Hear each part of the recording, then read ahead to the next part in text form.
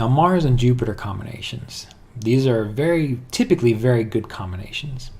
And why is that? Because Jupiter is a planet of wisdom, a planet of grace.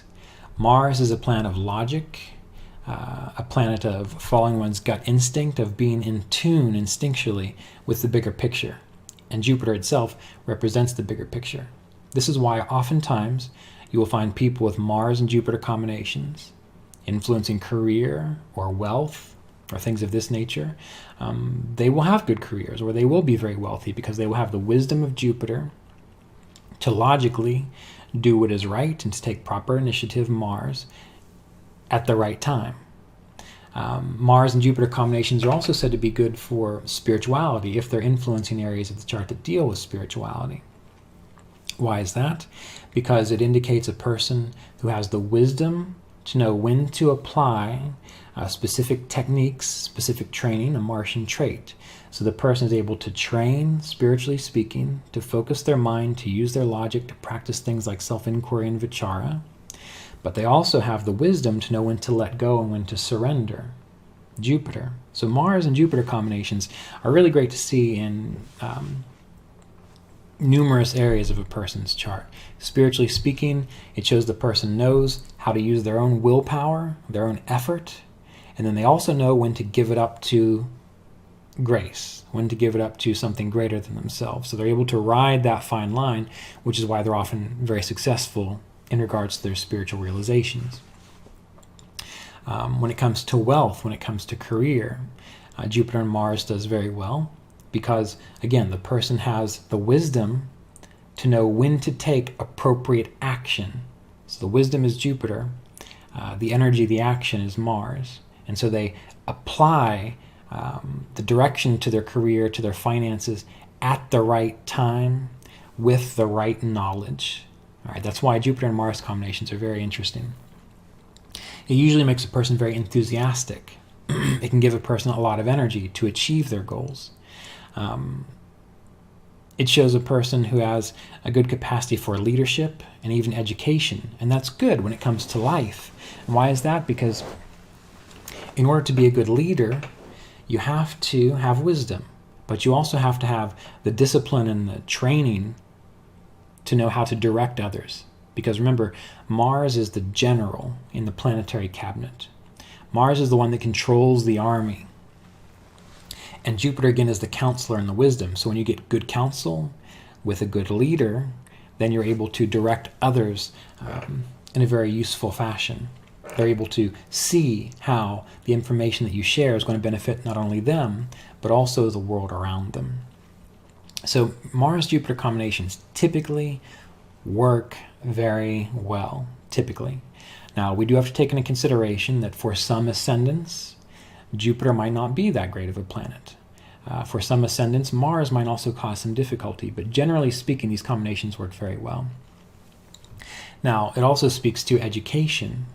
Why is this important? Because it shows a person who's always learning throughout their life. They don't get stale. They don't become a static entity where they read 5 books or they take 5 years of classes and then they just stay there.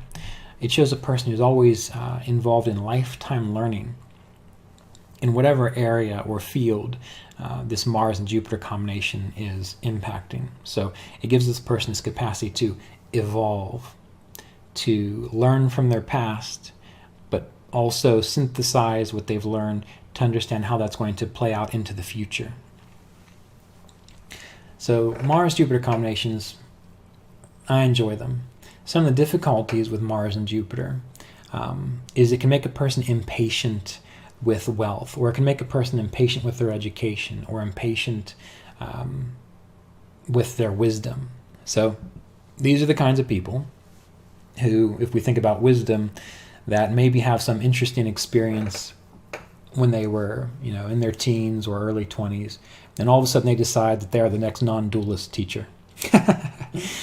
They haven't lived their life yet. They haven't really experienced much of anything, but they've had this one flash of insight, and so they're just certain that they can share with the world what they have learned and share this non-dual perspective with everybody. When again, really that wisdom is not going to come probably until they get into their, at least minimum, late 30s, 40s and 50s and beyond. So it makes a person impatient to have wisdom and to share wisdom. But the problem with this Mars-Jupiter combination in this regard is that they can be very charismatic. So, they can build on this one experience, and they can make everyone believe that they are, the next wise sage in a child's body. They can do it because they've got the charisma, but they won't necessarily get the true wisdom until they've lived their life, until they've paid attention to the suffering in the world, until they've seen how people really truly interact, and they really learn how to meet people where they are, spiritually speaking. When it comes to wealth, it can make a person impatient to have wealth. Meaning, rather than putting the time into building a good, strong business, again, they expect that they should have all the wealth that they deserve before they're 25. Sometimes they might get it, because again, this Mars-Jupiter combination could be very good in that regard. But, these are the kinds of people that sometimes have entitlement issues when it comes to the wealth that they should have. When it comes to education, this can also create a bit of a know-it-all in a sense. And they might know a lot because, again, this is a good combination for education. But, these are the kinds of people that might expect to have like PhD knowledge before they even complete their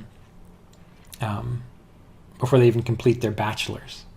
And so they can be sometimes sort of annoying to their professors and so on, because they're going to act like they know more than they actually do. And if the professors are wise and patient, they'll just pat them on the head and say, that's nice, until they eventually do get the educational information, the wisdom that is due based on the effort that they've put into their education. So Mars and Jupiter, it really is typically a good combination. And even when it's bad, the big mistake that comes up is just overextending oneself or thinking too highly of oneself before wisdom has actually come along and proven, what they know or what they should have. So Saturn aspecting this combination can go a long way to temper and to give more discipline and structure, to slow down the process, so people can appreciate their wisdom growing, their wealth growing, their education growing, things of this nature. When we think about Mars and Jupiter in the negative sense, the best way to work with it is really simply to have more patience, to trust that time will bring greater wisdom and understanding, to realize that one's ego, one's sense of knowledge, isn't as fantastic as one might think it is. So it's learning really to be more humble and to listen to one's elders, even if we think that they don't really know exactly what they're talking about. They probably do. So overall, Mars-Jupiter works well, but if you do see some of these negative traits coming out, patience, humility, and trusting in one's elders can go a long way to support the proper development of this conjunction.